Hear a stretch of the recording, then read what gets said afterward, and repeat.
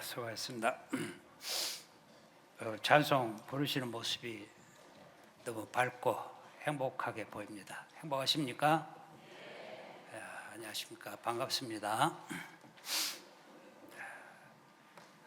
저도 나이가 많은 셈인데 하나님 아직도 살려주셔서 여러분과 만나기 위해서 감사한 마음이 있습니다. 성경 말씀 보겠습니다. 누가복음 15장 11절부터 보십시다.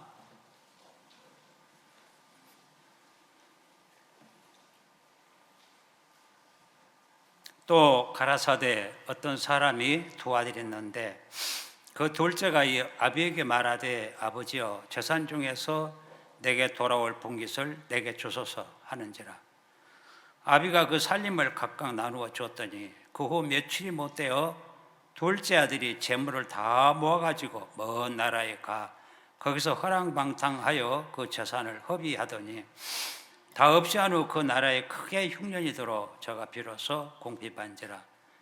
가서 그 나라 백성 중 하나에게 붙여 사니 그가 저를 둘로 보내어 돼지를 치게 하였는데 저가 돼지 먹는 즙 열매로 배를 채우고자 하되 주는 자가 없는지라.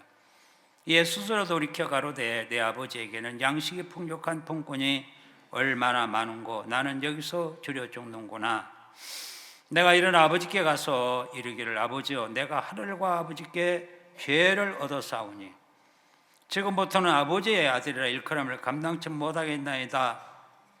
나를 품꾼의 하나로 보소서 하리라 하고 이에 일어나서 아버지께로 돌아가니라. 아직도 상거가 먼데 아버지가 저를 보고 측은히 여겨 달려가 목을 안고 입을 맞추니 아들이 가로되 아버지여 내가 하늘과 아버지께 죄를 얻어싸우니 이제 지금부터는 아버지 아들의 일컬음을 감당치 못하겠나이다 하나 아버지는 종들에게 이르되 제일 좋은 옷을 내어다가 입히고 손에 가락지를 끼우고 발에 신을 신기라. 그리고 살린 송아지를 끌어다가 잡으라. 우리가 먹고 즐기자. 이 내 아들은 죽었다가 다시 살아났으며 내가 잃었다가 다시 얻었노라니 저희가 즐거워하더라. 24절까지만 읽겠습니다.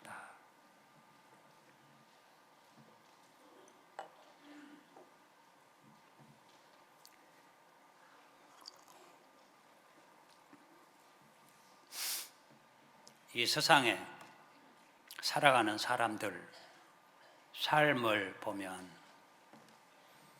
다 품꾼처럼 삽니다. 품꾼으로. 내가 이렇게 했으니까 뭘 얻지? 내가 이렇게 해줬으니까 당신은 내게 뭘 해주겠어요? 부부간에도 그와 같은 원리로 살아갑니다. 내가 당신을 위해서 내가 수고하고 사랑했는데 당신은 내게 뭘 해줬느냐?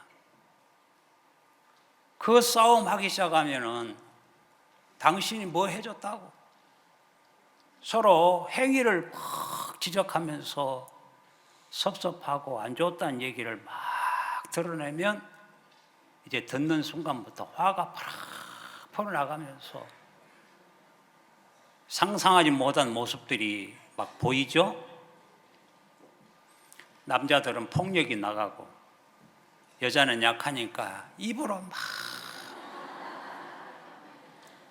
여러분 폭력보다도 악한 말이 더 상처를 준다는 사실 아십니까? 왜 내가 이쪽 보고 얘기하는지 모르겠는데 여러분 폭력해도 괜찮단 말이 아니고요. 그 폭력의 시작은 뭐였냐면은 대가가 없다는 거죠. 품꾼처럼 살아온다. 하나 중요한 것은요, 하나님의 세계에서는 품꾼이 아닙니다. 생명으로 아들과 딸이고 자유롭고 복된 세계입니다. 하나님 우리에게 은혜 입히실 때 내가 잘할 때만 은혜 입히십니까? 오히려 우리가 못나고 어리석고 악해서 하나님, 제가 이렇게 악한 자입니다. 그게 겸손이라면 나 같은 자가 무슨 축복을, 은혜를 구할 사람입니까? 하지만 은혜 비추옵소서 할 때 하나님께서 뭔가 착하고 착한 사람에게 은혜와 복을 주신 게 아니고 악한 자에게 복을 주시는 것을 볼 수 있습니까? 여러분, 다윗과 사울 시대에요, 사울은 너무너무 착해요. 생기기도 잘 생겼고요. 아마 미스터 이스라엘 뽑으면 1등일 거예요. 다윗은 못났어요. 약하고. 집안에 큰일 시킬 때도 아버지가 다윗을 빼놨어요. 너는 아무것도 할 수 없는 자야. 너는 양이나 지켜. 다윗은 또 어리지만은 크게 기분 나빠갖고 나는 뭐야? 그러면서 힘이 없으니 할 수 없이 들에 나가 양을 치면서 나름대로 자존심 상한 거라요. 그러니까 스스로 포기도 하고 신세 타령도 하고, 아이고 뭐 나의 인생 참 보잘것없다. 내가 막내로 태어나서 이렇게 이리 치고 저리 치고 무시를 당하나. 그래서 불피리를 만들어서 삐리리 불기 시작했어요. 그게 한탄스러워서 이루하려고 하는 소리였어요.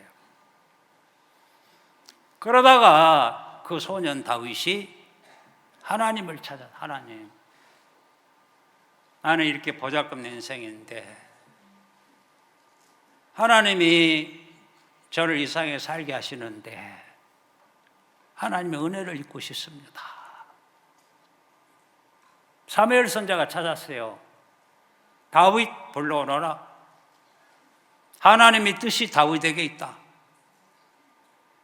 못난 다윗을 보고 하나님이 너는 내 마음에 합한 자다. 사무엘 선지자야, 예. 너 외모 보지 말고 나는 중심을 본다. 아무도 기대하지 않은 소년 다윗에게 기름을 부어서 왕을 삼겠다고 하시더라고요. 여러분, 잘나고 똑똑한 자를 왕으로 세우면 그럴듯하죠, 우리 분. 그런데 하나님의 뜻은 정반대라. 우리가 기대 걸 만한 세계에서는 다 버리시고 우리가 기대할 수 없는 그 세계를 세워서 하나님 아버지의 뜻을 나타내 주십니다. 그렇다면 이 짧은 시간이지만 벌써 이 시간에 여러분들은 못난 자가 되십시오. 아멘? 얼마나 우리는 잘난 체 했습니까? 하나님은 겸손한 자, 못나서 하나님 앞에 굴복된 자를 기뻐하시는데 우리는 너무 마음대로 높이고 살고 있어요. 여러분, 마음이 높다는 사실을 인정하시겠습니까? 나는 마음이 겸손해. 여러분, 이유 없이 여러분 2번, 3번만 믿음 없다, 욕심적이다, 악하다, 고집쟁이야. 여러분 2번까지는 들을 수 있을지 모르겠어요. 이제 교회에서 훈련받은 사람 3번까지는 들을 수 있을지 몰라요. 나는 2번째 들어오면 섬기려고 말았어요. 참다가 폭발하더라고요. 너는 뭐야? 자매님들 청소하다가 한마디씩 왔다 갔다 하면 2마디 좀 듣하더만은 성질나니까 걸레를 방바닥에 짚더니 네가 잘나서 얼마나 똑똑히 잘났어? 지 나보다 늦게 구원받은 것이 개삼서. 예전에는 둘이 제가 싸우다가 옆에 자매님 또 누구 편들어주네. 아이고 자매 나도 보니까 너는 또 뭔데? 이러면 교회에 내가 진짜 보기 싫어서 못 오겠네 하고는 짐 싸주고 떠나버린 사람도 있기는 있더라고요. 그 마음이 다 높게 형성돼서 그래요. 사단은 압니다. 마음이 높으면 말씀을 받을 수 없다. 마귀는 그걸 노리고 무슨 조건을 통하든지 우리를 높여놓습니다. 그러면 어떻게 사냐면은 내가 수고한 것을, 내가 뭘 했으니까 대가를 바라는 마음들이 우리 속에 가득 차 있어요. 여러분 11절을 들으면 말라기 선지자를 통해 말했지만은 네 창고가 넘치나 안 넘치나 봐라 그랬죠. 여러분 11절 넣을 때 어떤 마음으로 드립니까? 하나님 감사합니다. 하나님 우리에게 필요한 물질을 주셨습니다. 내가 수고한 게 하나님이 주셨습니다. 남은 삶 동안에도 하나님께서 내게 필요한 걸 주실 줄 믿는 믿음으로 그 표현으로 10분의 1을 드리겠습니다. 그래서 11조를 드린 것은 지금 현재 감사 마음의 표현이지 11조를 드리면 부자 되게 할 거야. 하나님 내년에는 1,000만 원 드리게 주옵소서. 그 속에는 내년에 얼마나 벌기를 바라는 마음? 1억 벌기는 마음이 계산되어 있는 거예요. 혹시 11조일 때 그런 마음을 섞어서 들었다면 이 시간에 그 계산을 빼내시고 하나님이 이번에 이달에 내게 이렇게 먹을 걸 주셨다는, 쓸 물질을 주셨다는 것만을 감사하면서 장래에서도 오늘도 은혜 붙지만은 계속해서 은혜 입을 수밖에 없는 겸손한 마음으로 그 표현으로 10분의 1을 드리시기를 바라요. 이건 꼭 11조를 내라는 강조 시간이 아니고 마음을 낮추자. 계산하지 말자. 품고는 살지 말자. 제가 이제 교자다 보면은 진짜 막 어려워서 한참 얘기하다 보면은 제가 구원받고 교회에 있은 지 20년 됐거든요. 30년 됐거든요. 그리고 또 교회 초창기에 나도 진짜 어려웠지만 물질로 드리고 참 좋아요. 너무 감사해요. 그 다음에 하는 말이 근데 내게는 뭐가 좋았어요?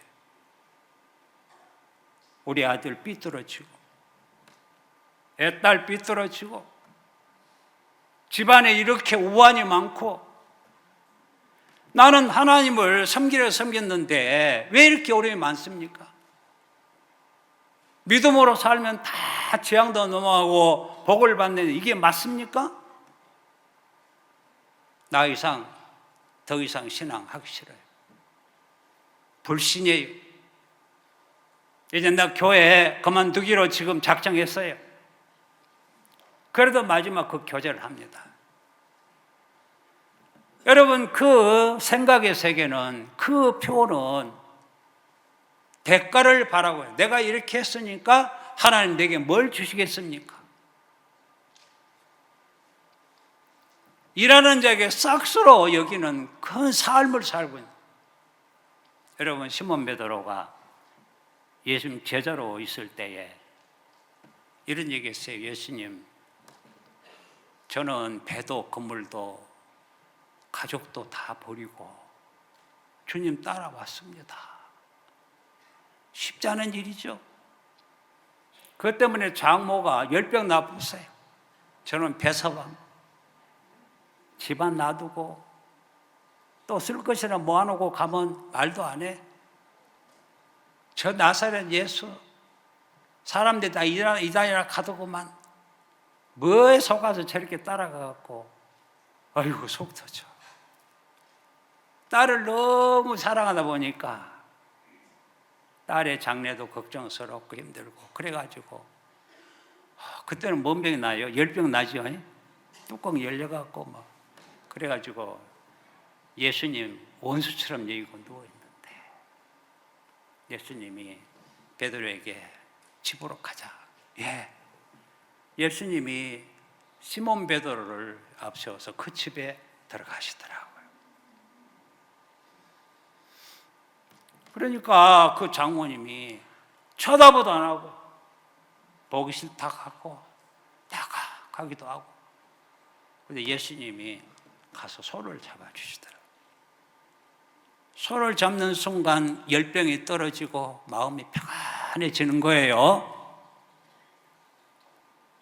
여러분, 말씀은 그렇게 일하시더라고요. 그래서 딱 바뀐 거라요. 예수님 하나님 아들이시네요. 우리의 구세주시네요. 우리 사유가 예수님 따르는 건 당연합니다. 그리고는 예수님을 위해서 뭔가를 준비하고 수종 들더라고.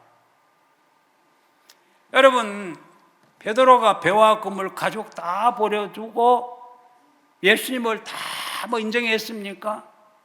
여러분, 교회 다 우리를, 지금은 그래 안 합니다. 옛날에는 얼마나 이단이라고 막 했는지 몰라요. 그래도 맞다, 이건 진리다 그래서 그 어려움을 당하면서도 여러분, 교회 안에 하나님이 은혜로 이렇게 연결시 지금까지 살아오셨죠. 최근에 구원받은 형제매들이요, 2, 3년 전에 구원받고 핍박받던 형제매들 혹시 이야기 들어보세요.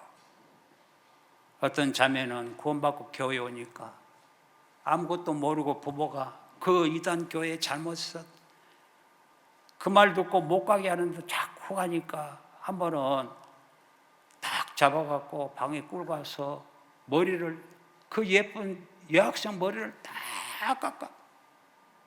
그래도 수고서 가니까 그 다음에는 묶어놔버려. 그러면서도 교회를 나왔어요. 지금은 그런 핍박들이 인권이라는 문제니 뭐니 해갖고 없어요, 거기가. 그 대신 여러분 마음이 무디어지고 교만해지고 복음의 귀한 것이 안 들어오고 결국 사단의 역사 속에 여러분도 모르게 잡혀 살고 있는 거예요. 여러분, 그렇게 어려움을 겪어가면서 교회에 있었는데 나타난 현상은 여러분이 원치 않은 것이 너무 나타날 때에 시험 들지 않겠습니까? 그게 품권을 사는 사람 태도예요. 예수님, 나 다 버리고 왔습니다. 예수님이 나의 제자가 되려면 자기를 부인하고 와야 된다. 모든 걸 다 버리고 미워하고 나를 따라야 된다 할 때에 베드로가 그 말을 이어서 주님, 난 다 버리고 왔습니다. 이제 나에게 뭘 주려 하십니까? 뭘 주려 하십니까? 베드로는 예수님을 따르면서 뭔가 얻으려고 했습니다. 그 얻으려고 하는 그 대상이 육신을 위해서 뭔가 얻으려고 했어요. 예수님은 그 육신 원수로 여기시고 그 육신에다가는 예수님은 아무것도 세우거나 심거나 복되게 하시지 않습니다. 여러분이 육신의 세계가 사단이 역사하는 터기 때문에 여러분이 참된 하나님 아들과 딸로 살려면 여러분 육신으로 만나는 세계가 끝나야 돼요. 그래서 이사야 55장에는 그 세계를, 이사야에게는 생각을 버리고 계산하는 생각, 내가 이렇게 했으니까 내게 뭘 주시라 하십니까? 이런 대가적인 생각, 또 자기 판단, 내가 생각이 옳다고 믿는 것, 이런 모든 세계를 생각이라는 단어로 다 포함했습니다. 사도 바울은 그걸 죄라고 표현했습니다. 때로는 그걸 육신이라고 표현합니다. 창세기 6장 5절에는 육체가 됨이라 이렇게 표현했습니다. 육체의 욕구를 따라가는 사람이 육체가 됐다고 했어요. 하나님이 아담과 하와를 지으실 때에 육체를 주었습니다만은 그때는 육체의 욕구가 없었어요. 하나님을 따르고 하나님의 은혜에 있고 살아왔는데 아담과 하와가 뱀하고 얘기하는 그 순간부터 어떤 상황이 벌어지냐면은 육신을 위한 세계가 와버린 거예요. 영은 죽었습니다. 그래 육신에다가 뭔가 채우려고 해요. 육신이 잘 살아보려고 하고, 육신이 편해보려고 하고, 육신이 높임을 받아보려고, 육신이 존경을 받아보려고, 내 육이라는 세계가 이 세상 그래 살아갑니다. 그 대통령이 되면 가장 행복하려고 생각하고, 그냥 대통령 출마해서 대통령 곧 이제 선거할 겁니다만은 서로 대통령이 되어보겠다고 막 나온 거예요. 그 육신의 욕구입니다. 그러면 대통령 됐다고 합시다. 내가 이러려고 대통령 됐냐? 그 말을 할 거예요. 대통령자는 반일방석 같음이요. 누가 알아겠어요, 그걸? 그걸 말하면서도 나는 괜찮을 거야. 그래가지고 가는 거예요. 가서 당하고 말잖아요. 그럼 날 보고, 아이고, 노 목사님, 그 대통령 되세요 하고 나를 막 모시고 가면, 내가 가볼까? 그러겠어요? 안 가겠어요? 에이, 뭐 말도 안 되는 소리, 뭐 누가, 혹시 그런 길이 열려도 가지 않습니다. 목사님의 아들 박영호 목사에게 교제하실 때에 영구가 혹시 너를 그럴 일은 없을 겁니다. 나는 장관시키는데 가지 마라. 그럴 일은 없겠지만은 너를 교수로 살아라 해도 하지 마라. 누가 너를 부자 만들어줘도 하지 마라. 복음 전하는 하나님의 종이 되어라.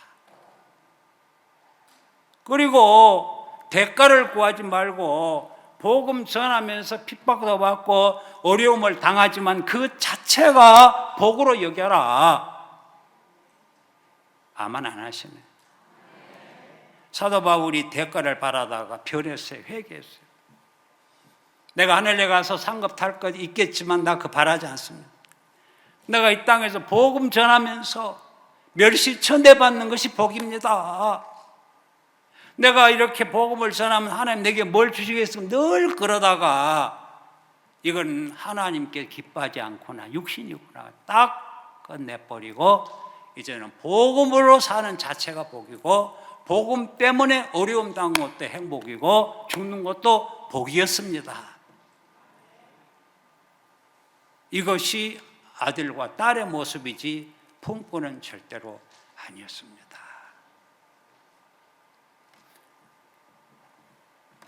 마태복음 20장에 보면은 예수님 비유를 들어 얘기하십니다. 포도원 주인이 아침에 일찍 나가서 품꾼을 들여보냅니다. 너희들 다 당신들 우리 포도원에 와서 일하시오. 한 데나리온을 주겠소. 너무 고마워하고 다 달려가서 일을 하기 시작하더라고요.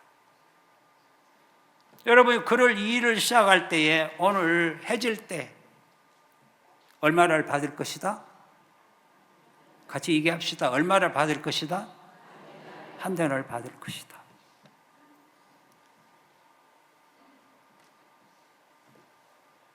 세 시간 후에 또 주인이 밖에 나가더라고. 또 놀고 있는 사람, 아, 당신들 일자리 없습니까? 예, 우리 포도원에 들어가시오. 아, 예, 고맙습니다. 값은요? 상당히 내가 줄이다. 한 대는 말 안 했습니다. 상당히 줄이라. 계산하죠. 우리가 3시간 일 못했으니까 3시간만 제하고 5시간 일만큼 8시간에는 5시간일 만큼 돈을 주겠지. 6시간 후에 갔어요. 또 있어요. 들어가시오. 상당히 주겠어. 또 3시간 후에 그 다음에 일 마감 1시간 전에 나가서 그때까지 일감이 없어 놀고 있는 사람. 그대는 어찌 놀고 섰느냐? 나를 써준 사람이 없습니다. 그렇다고 들어갈 수도 없고, 오늘은 돈 벌지 않으면 안 돼요. 집안 식구들, 애들 굶은 지가 사흘 됐고, 오늘은 차든지 일을 해서 돈 몇 푼이라도 벌어야 해요. 포도원에 들어가시오. 내가 상당히 줄이다. 1시간밖에. 예, 고맙습니다. 내일 약속하시겠습니까? 오늘 1시간 일. 오늘 내가 한 푼 안 받아도 내일 일터가 마련된다면 감사하겠습니다. 가라고. 이제 계산하기 시작합니다. 다 모이시오. 수고했어요. 얼마를 받을까? 1시간만 일한 사람은 받을 돈도 없어요. 여러분, 대가를 받을 만한 시간이 아니었죠? 혹시 내일 와서 일하시오. 그것만 하더라도 너무 감사한 거예요. 그런데 제일 나중에 사람부터 주인이 종을 시켜서 하루 종일 일해야 줄 한 대나를 딱 주는 걸. 아니, 착각 아닙니까? 이거 계산 잘못하면 저는요 1시간만 일했는데요. 받으라고. 내가 주는 거라고. 일의 대가입니까? 은혜입니까? 감사합니다. 감사합니다. 여러분, 죽도록 일해놓고도 감사합니다. 내가 한 수고 아니고 주님이 입히신 은혜입니다. 그럴 수는 없겠습니까? 쉽지는 않습니다. 그런 은혜 입으십시오. 말씀이 그렇게 여러분을 바꿔주실 것입니다. 그 다음에 3시간 일하는 사람이 또 와서 일한 못한 만큼 제약이 또 한 대를 다, 아니 이거 받아도 되겠습니까? 내가 주는 거라 받으라고. 그도 고맙습니다. 아침에 일찍 온 사람이 저 하루 종일 나하고 똑같이 주네. 이게 생각이 나옵니다. 나에게는 좀 더 주겠지? 여러분, 그 생각 올라올까 안 올라올까요? 올라오죠. 당연하죠. 그런데 보니까 다 똑같이 한 대를 주거든. 또 계산이요. 나까지 저렇게 주겠네? 벌써 속이 상하기 시작한 거라. 그래 보기만 해봐라. 딱 독한 마음과 판정이 진짜 한 대를 딱 주거든. 불평하더라고요. 주인이여, 당신 나쁘다고. 왜? 하루 종일 수고하고 땀 흘리고 일한 사람이 한다는, 일한 것도 없는 사람에도 한다는, 이거 말이 됩니까? 공평하지 않잖아요. 이거 불공평하죠. 불신입니다. 주인이 뭐냐? 당신 것 받아가시오. 내 걸 가지고 내가 내 마음대로 주는 건 내 뜻이오. 내가 악하다고 말합니까? 악하죠? 그러고 탁 끝나. 자, 여기서도 품꾼으로 사는 사람하고 은혜와 생명으로 사는 사람 구별이 되죠? 여러분, 20년, 30년 교회 안에 있었고 어려움도 많이 있었지만 그거요, 내세우지 마세요. 우리가 아무리 뭘 했어도 하나님의 은혜 아니면 할 수 없는 일이었습니다. 여러분이 여기와 함께 있었고 헌금도 했고 전도도 같이 했고 수고도 많이 했는데 그 수고도 여러분이 할 수 없었어요. 믿음 없지만은 하나님 여러분을 복을 주시려고 그렇게 하게 해 주셨습니다. 그런데 거기다가 무슨 대가를 바랄 거 있어요? 이렇게 교회와 함께 하나님께서 세우신 종과 함께 말씀을 들으면서 수양회도 하고, 이것이 얼마나 큰 복입니까? 여러분, 어젯밤에 목사님 말씀을 들으면서 여러분 생각을 버리고 하나님 예수만 믿으세요. 예수만 믿으면 죽을 병도 낫게 되고 죽을 자도 이미 죽은 자도 살아납니다.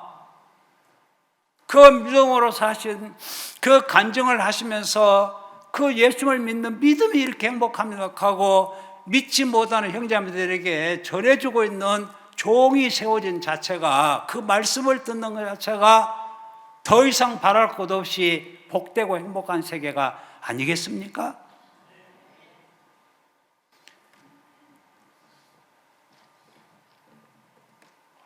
여러분의 생각이나 육신적인 거나 계산이나 이런 것들을 섞어버리면 말씀이 능력이 안 됩니다. 왜 능력이 안 되냐면은 여러분 생각으로 여러분 생각을 더해버리면 말씀이 아닙니다. 이건 사단이 역사해버립니다.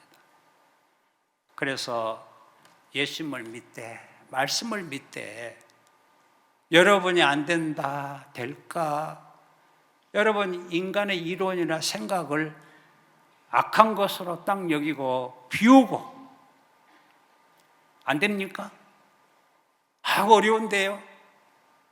예수님께 구하면 예수님이 다 처리해 주셨습니다. 그리고는 은혜로 살게 되면 말씀이 그대로 들어와요. 말씀이 그대로 내 마음에 들어오면 그 말씀이 우리를 복되게 일하십니다. 30번 병자에게 예수님이 일어나 걸어라 그 말씀이 그대로 들어가니까 믿는다 그 처음보다도 그 불행의 자리에서 일어서 버리더라고요. 문둥이가 더러운 그 세계 사람 진짜 불행하고 저주스러운데 예수님 앞에 나와서 주여 원하시면 날 깨끗게 하실 수 있나이다 하고 주님께 딱 넘기니까 예수님이 내가 원하는 깨끗을 받아라 하시면서 그 문둥이에 손을 딱 대시니까 즉시 문둥병이 깨끗하게 물러가고 성한 사람이 되더라. 여러분 말씀을 믿는 믿음의 역사는 이와 같습니다. 성경에 있는 이야기입니까? 여러분은 상관이 없습니까? 아니에요. 침나는 조건이 여러분 것이 됩니다. 여러분도 그와 같이 어떤 문제가 있든지 간에 문둥이 깨끗한 것처럼 38년 병자가 낫는 것처럼 나사로가 살아나는 것처럼 여러분 예수의 능력은 한계가 없어요. 한없이 일하실 수 있습니다. 여러분 한계로 생각으로 한계를 만들지 마세요. 여기까지 됐지만 여기는 안 돼. 그런 악한 생각을 버리십시오. 우리 예수님은 능력이 한이 없습니다. 그래서 전능하시다. 나를 어떻게 알랴? 나를 지으신 예수님은 나를 다 아십니다. 교만한 것도 아시고 불신 것도 아시고 또 사단에게 속고 있는 것도 아시고 그래서 예수님이 우리가 사단에 속고 있는 것을 문제를 여긴다면 우리를 사단에 벗어나게 해주실 줄 믿습니다. 여러분이 교만이 문제라면 물론 사단의 작품이지만은 예수님께서 여러분을 낮춰주실 줄 믿습니다. 한 가지도 여러분이 스스로 해결할 수가 없습니다. 문제는 만들었지만 불신에 꽉 차 있지만 그 세계를 여러분들은 받아들이면서도 버릴 수는 없습니다. 그런데 우리 예수님이 우리를 다 해결해 주시고 이제는 말씀을 믿을 수 있는 사람으로 만들어 주십니다. 여러분 수양회에 그런 은혜를 여러분 입으시기를 바랍니다. 생각이 끼어들면 사단이 역사해요. 믿음의 통과가 안 돼요. 아무리 믿어도 믿는 것처럼 느껴져요. 여러분 생각을 보태갖고 믿을 때에 믿어지는 것처럼 보이지만 결과적으로는 안 돼요. 그럼 원망만 해요. 제가 40살 때 구원을 받았어요. 학교 교사로 있었어요. 호화로운 교회 집사로 장로 피택 선거를 투표를 하는 과정에서 하나님 나를 분쟁을 일으켜서 나를 이미 구원받은 제 아내가 구원받고 우리 교회에 있었는데 제가 핍박하다가 교회와 싸움이 되니까 이제는 내 마음에 맞는 교회를 가려다가 제 아내가 안 따라오더라고요. 그래서 데리고 쳐들어왔어요, 우리 교회를. 죄인 없나니 의인 없나니 하나도 없도다. 그가나 무장을 하고 보니까 십자가에 다 무너져 버렸대요. 의인 여기 있다 하시더라고. 야, 이게 진리구원에 이렇게 구원을 받는 거라 그러고는 지금까지 교회 안에 있습니다만은 지금은 우리 교회들 누가 무심해 돼요. 이렇게 멋진 건물에다가 하나님 진짜 엄한 데 마음 쓰지 말라고 다 허락해 주셨습니다. 제가 83년대에 구원받을 때만 해도 우리 전국 교회는 10개 안 됐어요. 수양회 모이면 200명, 300명 단체 사진 찍었어요, 전체를. 복음이 장되게 된다는 종의 믿음이 그대로 이루어져서 땅끝까지 복음이 증거되고 있습니다.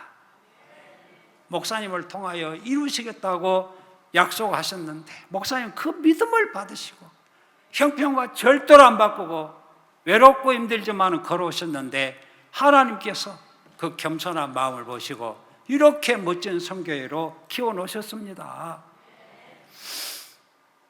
그래서 이제 제가 구원받고 우리 교회 딱 들어오니까 진짜 초라마구간이라 쓸만한 사람은 하나도 뭐 전부 다 실망, 고통 그래가지고 누구 편으로 시금치 2번 데쳐놓은 같은 사람은 다 정말 그랬어요. 근데 내가 좀 똑똑하더라고. 그게 내 문제였어요. 나도 시금치 2번 삶아도 돼야 되는데 나는 뻘뻘 살아갖고 소금도 안 치고 막 잔치하고 막 그랬다가 한 2년 있다가 아이고 이러면 교회 구원은 좋다마는 속상해 못 살겠다 하고 떠나지 않습니까? 갔다가 석 달 만에 또 성령이 역사해서 천국 가면 너 뭐 하다 왔냐? 속상해서 안 갔어요. 야, 그 말은 내가 세운 교회인데 그것까지는 발견했어요. 그러면 꾸역꾸역 있는 사람들은 너처럼 속상해 그 속 안 상해나 다 상할 수도 있지. 이건 내 생각이냐? 그래서 생각이랑 보따람 싼 적이 있어요. 형제 때인데. 그래서 한강에다가 광주 살아던 광주 금강에다가 확 던져버리고 그리고는 교회에 돌아왔어요. 형제자매들이 나를 아신 분들은 아이고 또 몇 조금 가나 뭐 저러다가 또 언제 헷가다갖고 또 떠나나. 우선 제 아내도 그랬었어요. 그러고 보니까 내가 교회에 섬기고 싶더라고요. 자동차가 없었어요. 개인으로 차를 사고 운전한 것은 생각도 못한 시대에 그때. 자전거. 우리 집에 자전거도 없어. 어디 가려면 이웃집 자전거를 아시죠? 나는 참만 우리 어머니한테 자전거 좀 빌려주라고 그래. 자전거 타고 어디 갔다 오고 그랬어요. 남의 차 얻어 타면 너무 고맙고요. 하나님 앞에 그렇게 겸손 안 하더만은 남의 얻어 차 타면 그렇게 고마워 그랬어요. 그런 시대예요. 그래도 우리 교회도 이제 광주교회인데 우리 교회도 차가 있어야 되겠다는 그런 마음이 들어서 자동차 승합차 살려면 봉고차 살려면 그 당시로 야 500만 원 그 당시에서 500만 원 줘야 합니다. 그때 제 월급이 한 달 40만 원이었거든. 40만 원인데 500만 원이니까 약 한 3천만 원 지금 시세하고 거의 똑같아요. 근데 그때는 자동차 사기가 쉽지 않았어요. 제가 미쳤죠. 목사님한테 얘기했어요. 우리 차 삽시다. 예, 그럽시다. 근데 물질 없어요. 제가 다는 못하고 100만 원 할게요. 여러분 100만 원, 한 달에 40만 원, 100만 원이면 2달 반 월급이잖아요. 약 한 1,000만 원 되는 거예요. 빚내서 했어요. 여러분 왜 차 사려고 한 줄 아십니까? 본권이 계산이 들었어요. 내가 그 차 운전하고 다니면서 폼 잡으려고. 그때 운전만 해도요 대단했어요. 야, 어떻게 저렇게 운전하고 다니냐. 혹시 운전 연습하고 계시면 지금 운전 잘하는 분들 존경스럽죠? 뭐야, 대답 안 하죠. 그래 이제 운전한 꼴을 내가 생각하니까 다 모자라고 친구들 고 너 운전하는 잘 하면서 이제 근데 만일 차를 샀을 때 운전자를 날 안 믿고 다른 사람 맡기면 어떤 마음 들겠어요? 말이야, 뭐 너가 돈 내서 살았는데 품꾼이 되겠죠. 그래서 이제 운전면허를 비밀리에 내가 말 안 하고 이제 내가 운전면허를 딱 따려고 이제 시험 보러 갔어요. 공부해갖고 우리 시험을 그래서 뭐 80점 이상의 합격인데 80점 겨우 합격하면 우리 제자들한테 부끄럽고 100점으로 늘 점수 낮다고 기합 주고 그랬는데 내가 이제 점수 따야 되잖아요. 그래 가서 이제 시험을 보는데 컴퓨터 사인펜 나는 한 번도 써본 적이 없어. 컴퓨터 사인펜을. 그리고 제 아이들 책상에 보니까 사인펜이 있더라고. 검정 색깔로. 야, 이건 뭐 사인펜이네 하고 그냥 가지고 왔어요. 그래서 시험 보는데 그 시험관이 많이 속으로 사인펜도 한 권 사람이 어디 있다냐 그래요. 나는 안 들렸습니다만은 혹시 컴퓨터 사인펜 아니고 수동 사인펜 가져와서 바꾸세요. 지금도 바꿔줄게요. 그랬는데 나는 컴퓨터 사인펜이 있는 줄은 몰랐습니다. 그냥 사인펜 다 된 줄 알았어요. 복음을 모르는 똑같죠. 내 생각으로 그냥 다 일초하고 살았어요. 드디어 시험지가 왔어요.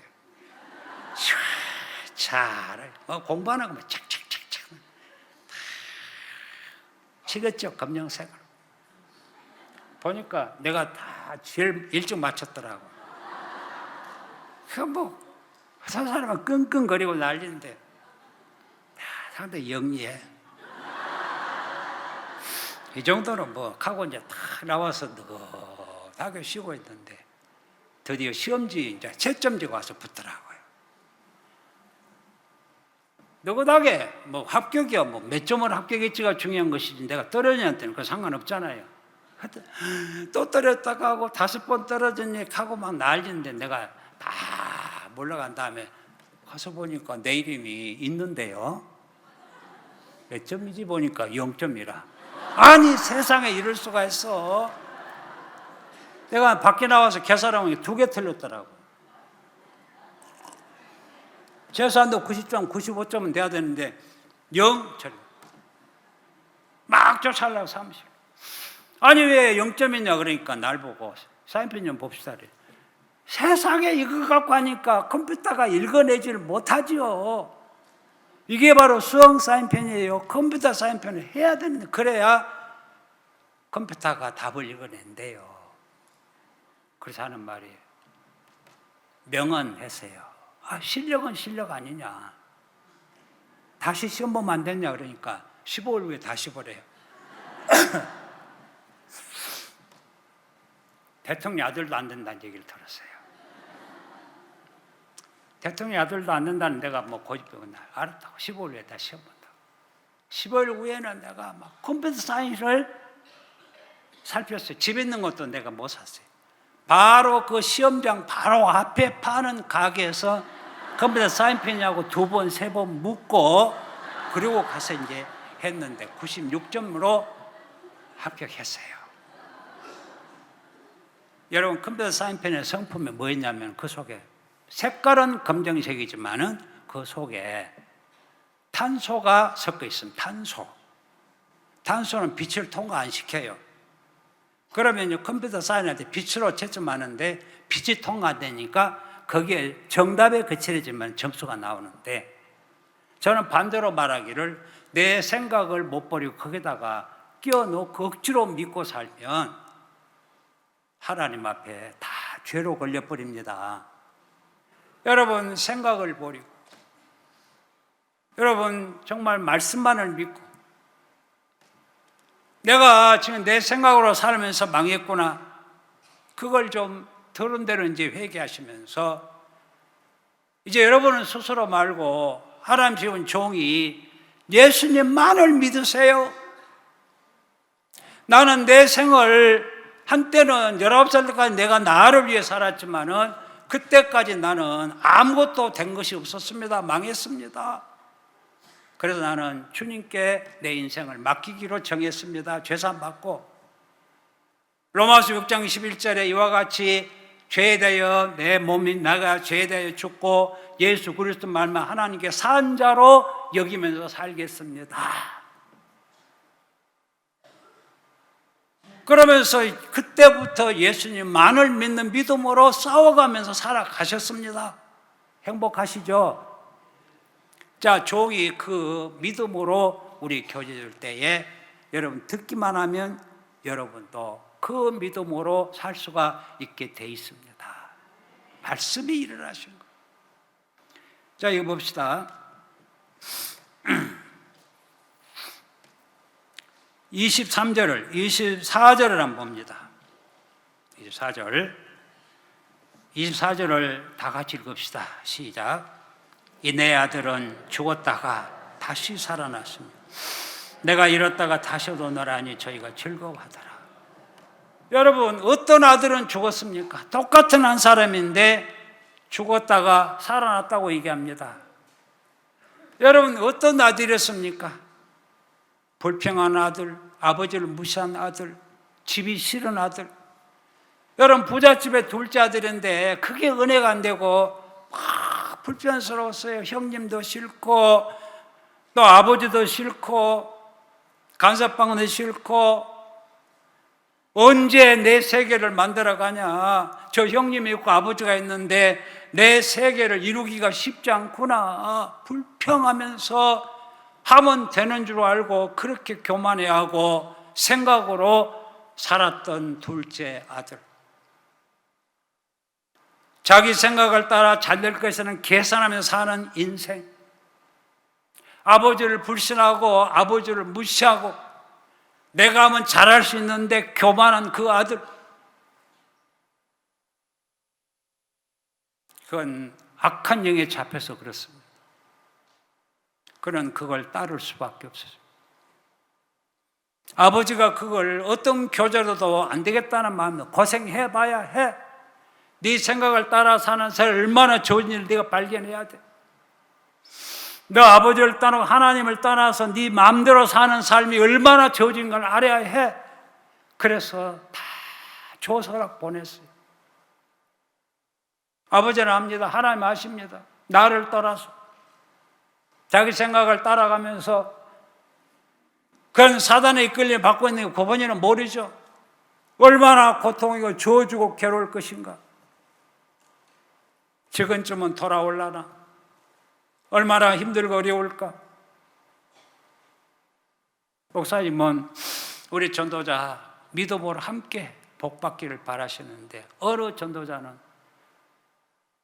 자기를 높이 세우고 자기 역할을 높이면서 나는 이렇게 했는데 목사님은 나를 푸대접하고 믿음 없다고 쳐발리고 하면서 시험 들어서 나가서는 목사님을 대적하고 그런 참 많습니다. 목사님은 그들을 향하여서 얼마나 힘들고 어렵냐. 그건 정해진 길이지 않네. 돌아와라. 더 어렵기 전에 돌아와라. 목사님 기다리시면서 때만 되면 전화하시고 그렇습니다. 주의 마음이더라고. 둘째 아들이 가서 잘 됩니까? 망합니까? 잘 될 수도 있습니까? 절대로 망하게 돼 있습니다. 여러분, 사단에게 속고 사는 사람 무슨 행복이 있습니까? 예수님께 잡혀 사는 사람은 축복됩니다. 간단한 세계예요. 정해진 길이에요. 여러분, 특별히 잘못된 게 아니고 그 세계는 그런 세계로 정해졌습니다. 탄광에서 일하면 집배증, 탄가루가 호흡으로 폐에 박혀서 폐병으로 죽게 돼 있어요. 그 세계예요, 그 세계는. 여러분, 그걸 두려워하면서 술 먹고 살려니까 알면서도 일을 합니다, 많은. 할 수만 있으면 그거 놔버려야 돼요. 그래야 건강을 유지할 수 있잖아요. 그 아들이 나는 줄여 죽는구나. 내가 아버지를 떠나고 하나님을 떠나고 내 생각으로 사는 결과가 이거구나. 이러리라고 말씀하니 왜 내가 그 말을 못 받아들였던 거? 내가 이제라도 가자. 내가 여기서는 내가 뭘 해도 망하는구나. 회개입니다. 이제 돈을 벌어서 자본을 만들어서 이제 또 장사를 해야지. 그러다가 줄여 죽는구나를 보니까 죽는 것밖에 없는데 뭘 할 수 있겠습니까? 아버지께 가자. 아버지가 나를 받으실까? 내 죄가 너무 큰데. 그래서 죽는 것보다 아버지께 가자. 우리 아버지 집에 품꾼이 얼마나 많은데 그들은 아들 아니면서도 나보다 더 복된 삶을 사는구나. 아버지의 양식을 먹고 사는 품꾼들. 나는 다 누릴 수 있는 아들인데도 나는 건방져서 교만해서 육신적이어서 사단에 잡혀서 이렇게 비참한 삶을 살게 됐구나. 나는 줄여 죽는구나. 이제 아버지께 가자. 자기 악한 행위가 보이니까 정죄가 됩니다. 나를 받으실까? 뿐만 옆에 사람들이 형님도 저놈 왜 왔어? 쫓아내십시오. 그것까지 들려오는 거라. 누가 그런 적도 없는데 혼자 막 생각을 해요. 그래도 가요. 아멘. 그래도 가요. 생명을 향하여 갑니다. 또 생각을 따라 얘기합니다. 내가 이렇게 말해야지. 아버지, 제가 아버지와 하나님께 하늘의 죄를 범했습니다. 내가 아들로 일컬음을 감당치 못하겠습니다. 내가 아들로 받아주란 말을 감히 할 수가 없네요. 다만 품꾼으로만 받아줘도 살겠습니다. 그래 얘기했습니다. 드디어 일어나서 한 발짝 뛰는데 힘이 없어서 여러분 죽음 앞에 있는데 어떻게 걸어갈 수 있어요? 그때 아버지가 하나님이시잖아요. 기다렸다가 땅에 쓰러기 전에 와서 잡아주시더라고. 하나님 아버지가. 아멘. 그래서 아버지의 힘으로 탁 데리고 집에 들어가는데 아버지, 제가 하늘 아버지께 죄를 얻었습니다. 그것까지는 좋아요. 내가 아들로 일거는 감당치 못하겠습니다. 아들로는 자격이 없습니다. 품꾼으로 보소서. 그 말을 하려는 아버지가 말을 딱 막아버리더라. 여봐라, 종들을 부르셔. 목욕 시켜라, 조언 입혀라, 가락지를 끼워줘라, 신발 신겨라, 살린 소를 잡아라. 여러분, 아버지는 품꾼으로 맞이하기를 바라십니까? 아들로 맞이하기를 바랍니까? 자, 아들이 됐습니다. 이제는 무슨 대가가 있습니까? 아버지 품 안에, 교회 안에, 예수 안에, 말씀 안에, 또 하나님이 세운 종들과 함께 예배하고 교제받고 교제하고 마음 나누고 같이 수고도 하고. 여러분, 그 삶 자체가 복인 거예요. 그런데 거기다가 무슨 대가를 바라고 있습니까? 전도한 사람 해서 교회에 앉히면 뭘 의식합니까? 저 형제님 자매님 진짜 믿음 있네. 야, 훌륭하다. 그걸 대가로 생각한 사람이 있지 않겠습니까? 그러면 전도 안 돼요. 정말 여러분이 한 사람, 두 사람, 10사람 앉혀놔도 여러분 마음은 무익한 종입니다. 어찌 이런 나에게 이런 일을 허락하셨습니까? 감사합니다. 품꾼은 그리 안 돼요. 아들이라야, 자녀라야 하나님 앞에 그런 마음으로 살게 됩니다. 그래서 자기를 세웠던 아들 마음의 세계에서 죽었다. 그리고는 다시 살아났다는 얘기는 이제 아버지 앞에 은혜 있고 감사하고 생명으로 살고 자유롭고 그 변화를 말하고 있습니다. 여러분 이번에 끝내십시오. 작은 아들 같은 그 건방진 마음들 다 예수 그리스도의 은혜로 다 끝내시고 아버지가 선한 것처럼 하나님께서 우리에게 기뻐하시고 너는 죽었다 살아 내 아들이구나 이렇게 여러분 마음에 하나님 말씀하시기를 바랍니다. 여러분도 그런 간증을 하십시오. 이제는 주님만을 의지하고 주님의 은혜를 믿고 하나님 은혜만 믿고 살겠습니다. 그 세계로 보니까 여러분 자녀들이 삐뚤어져서도 여러분이 고치려 하지 말고 회개입니다. 벗지 말고 주님께 넘겨놓으면 우리 주님이 여러분을 복되게 하시면서 자녀들도 믿음의 사람으로 바꾸어서 은혜롭게 하실 줄 믿습니다. 여러분 아내 남편 구원 받으려고 노력하지 말고 주님 앞에 맡겨놓으면 주님이 우리를 행복하게 하시기 위해서라도 여러분 남편 아내를 믿음으로 구원받고 그와 함께 하게 하실 줄 믿고요. 여러분이 복음 전하면 복입니다. 하나님 목사님 어제 얘기했어요. 내가 은혜로 세계 안 가본 곳이 없고 좋은 경치 안 가본 적이 없다. 다 좋았지만은 한 사람 복음 전해서 구원받는 것만큼 즐겁고 아름다운 세계는 없었다. 그래서 행복하다. 간증 들으셨죠? 하나님이 목사님과 함께 우리에게도 그 복을 주시려면 여러분들이 금년에 꼭 복음 전해서 한 사람 한 사람 구원받쳐서 교회 행위할 때에 행복하게 될 줄 믿습니다. 사도행전 13장 47절처럼 우리를 이방의 빛으로 삼아 목사님과 함께 우리도 함께 빛을 삼아서 땅끝이 여러분 이우실 것입니다. 구원하게 하리라 약속하셨습니다. 그걸 믿고 이제 기다리십시오. 그리고 시도하십시오. 그러면 그 말씀대로 여러분에게 행복한 세계를 주실 줄 믿습니다. 자녀를 낳은 기쁨처럼 여러분이 복음 증거해서 여러분이 전한 복음을 한 사람이 구원받을 때에 너무 행복하지 않겠어요? 아멘.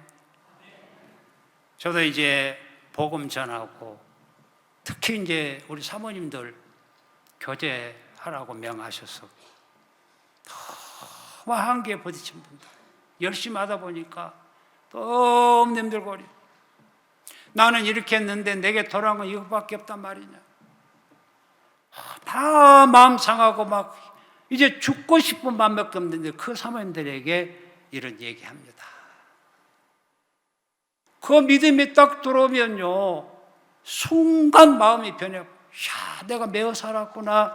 이렇게 예수님이 일하시는 나는 그것도 뭐 내 생각으로 살아왔습니다 하면서 말씀에서 딱 벗어나면서 즉시 행복해져 버리시더라고요. 나는 그 장면을 보면서 너무 제가 행복한 거예요.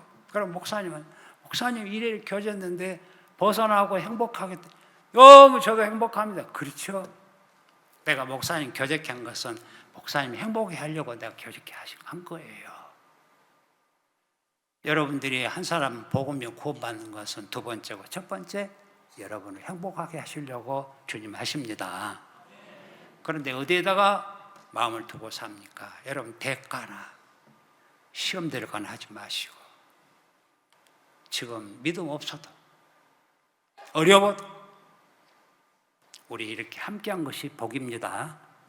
이 복을 누리십시오. 기도하겠습니다.